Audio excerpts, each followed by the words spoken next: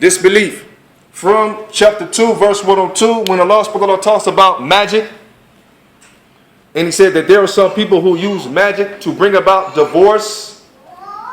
So, husbands and wives, those who are in relationships, we got to be very careful. And even when you go into the marriage, understand that there will be forces and entities to try to dissolve that marriage. That's just a reality. The first marriage that Shaytaan hit was Adam and Eve. And Adam and Eve, it didn't even take them that long to get bamboozled. Y'all know the hadith? It said that they went to Jannah on a Friday and got kicked out of Jannah on Friday. In the hadith, it said they weren't even in there that long as the pure time of Asr. So the millah or the sunnah or the way of Shaytaan is always the same. He goes, he hollers at the woman. At Lot, he hollered at his wife.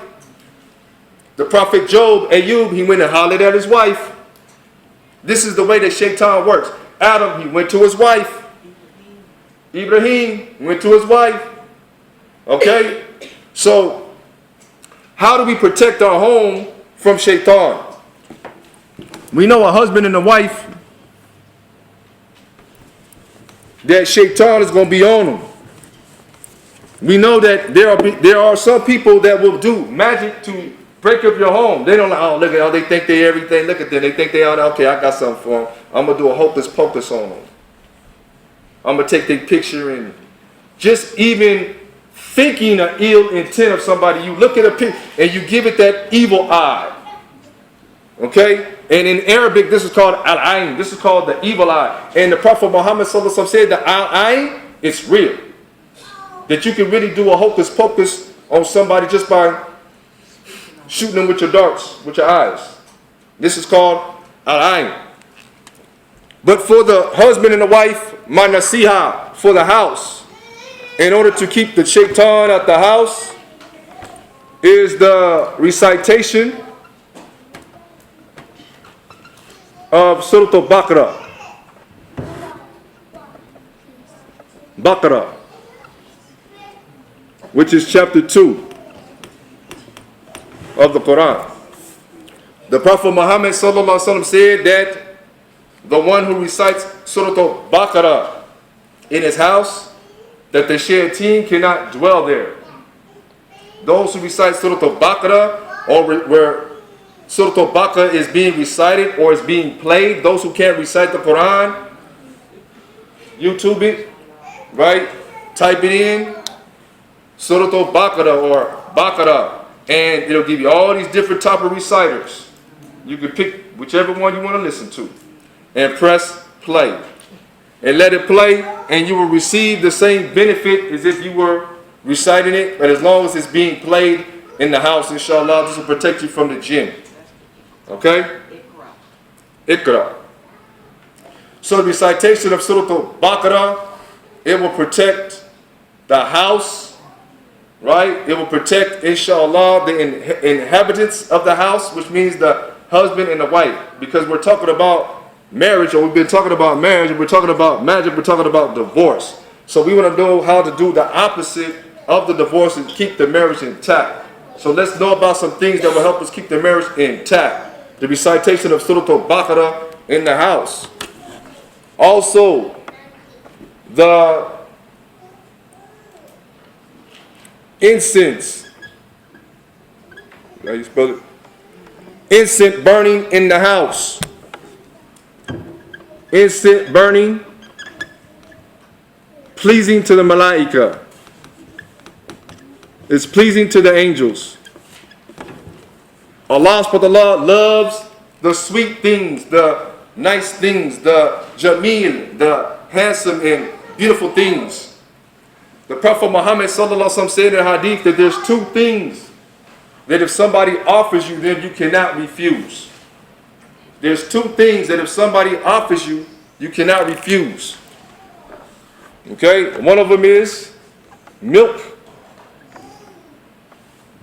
And the other one is oil.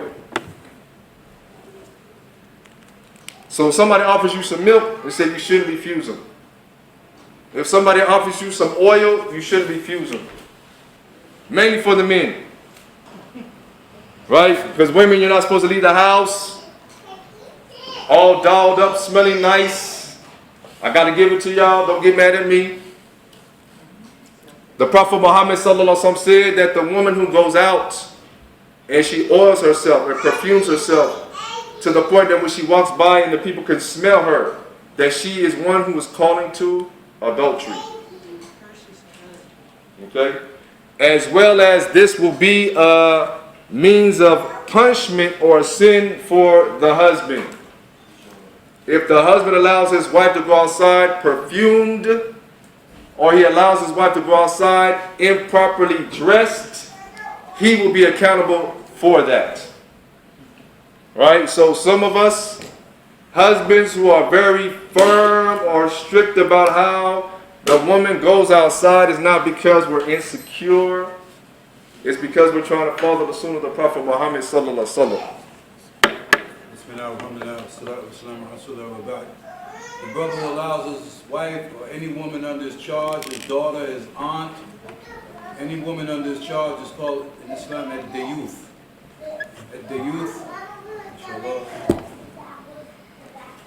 we could translate as a pimp or a procurer. One who has no shame, no modesty for the woman. He invites people to the evil invitation of his woman, inshallah. May Allah protect us all from that. And this is what he said. This is the definition of one of the words that the Prophet Muhammad sallallahu alaihi wasallam uses, dayuth. A dayuth is one who allows his woman or allows his women, anyone under his care, to wear non-modest clothing outside the house. Also, they encourage it. Yeah, go on and wear that. Ain't nothing wrong with that. Yeah. I want everybody to see my trophy. You know, go on and wear that one. Go and put that dress on that, you know, that I like. And, you know, this is called the day youth. And there is a specific punishment for these people or these men that do this. They like it. Oh yeah, girl, go put that on. Let me go ahead and buy you something so you can look provocative. Let me, you know, wear this and that. I like to see you. I want everybody to know what I got. Right? A dayuth can also be the father who allows his daughter to go outside and properly covered. Okay? But again, incense burning, this is pleasing to Allah subhanahu wa ta'ala. And the Prophet Muhammad said two things that if someone offers you them, do not deny them. One of them is milk and the other is oil. Now the Prophet Muhammad said with regards to the oil, you get ajr-atayn. You get a reward for giving it and you get a reward for wearing it. He said when you wear it, it's a sadaqah for the people because they smell some nice smell. So you're giving them a charity. You're giving them a sadaqah. Okay? All right. Also, another means of protection from shaitan. When we leave about the house, the Prophet Muhammad sallallahu alaihi wasallam said, the one who says, Bismillah,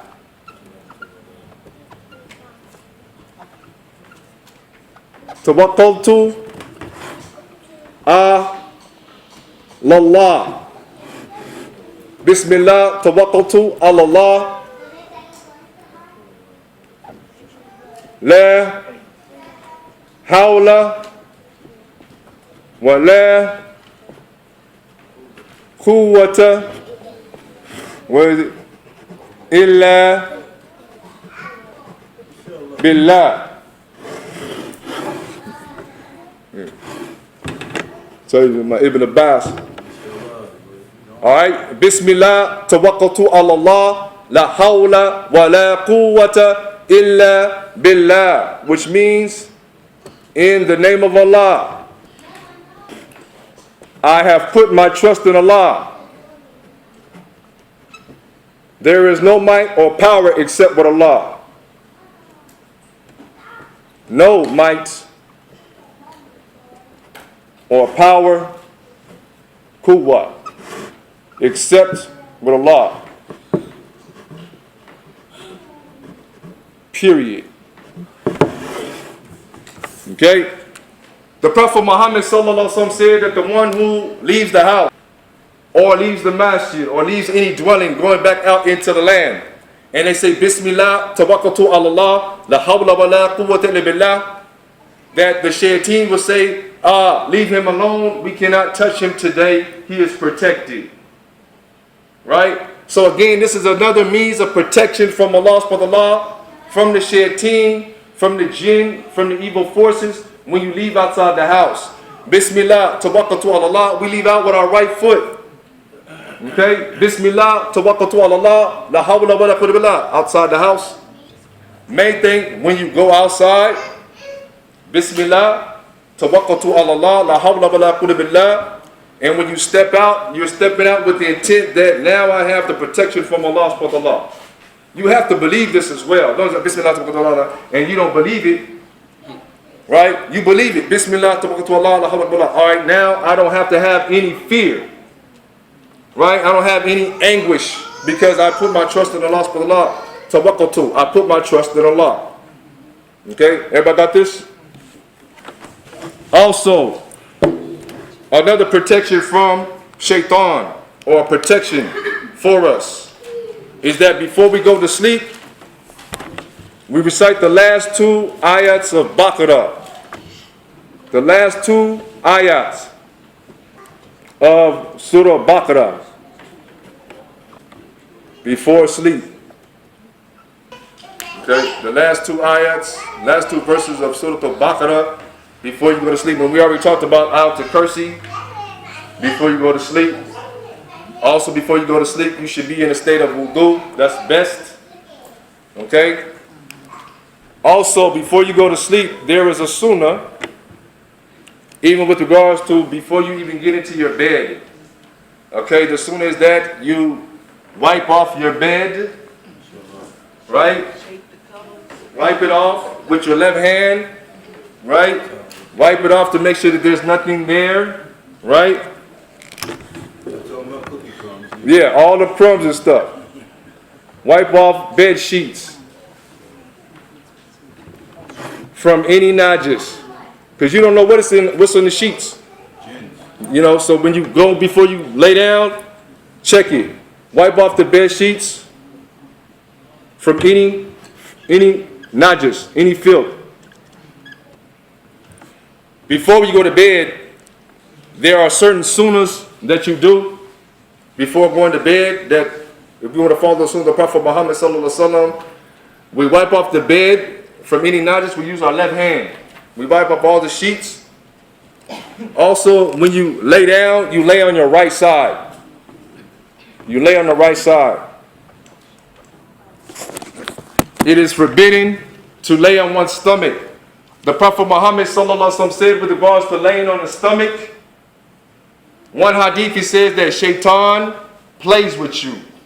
If you lay on your stomach, Shaytaan plays with you. However he plays with you, Allahu Alam. Another hadith, and this is narrated in the Tafsir Ibn Kathir, that the people who lay on their stomach, this is from the people of the hellfire. This is from the people and characteristics of the people of the hellfire laying on their stomach. Okay, so we try our best not to lay on the stomach. Sometimes but if we stay conscious of the sunnah, then we'll be conscious of not laying on our stomachs. Okay? As the brother said, and those who weren't here last week, we also talked about Surah Al-Fatiha. That Surah Al-Fatiha is also ruqyah. When we say ruqyah, it is a cure. Right? Surah Al-Fatiha, just the recitation of Surah Al-Fatiha, it is a ruqyah. And we have a hadith of the Prophet Muhammad sallallahu alaihi wasallam, and this is in the Tafsir Ibn Kathir again, wherein there was a man who was afflicted by poison or was stung, and the people were trying to cure him. None of the people could cure him, and one of the Sahaba said, well, can I try? Let me try and see what I can do. So the Sahaba recited Surah Al-Fatiha, and the man became cured. The news got back to the Prophet Muhammad sallallahu alaihi wasallam, and he summoned him. So when the Prophet Muhammad sallallahu alaihi wasallam asked the man about this incident, he said, how did you know that Surah Al-Fatiha is a ruqya? It is a cure. And the Prophet Muhammad sallallahu alaihi wasallam said that surely the recitation of Surah Al-Fatiha, it is the cure for every disease. Every disease except death.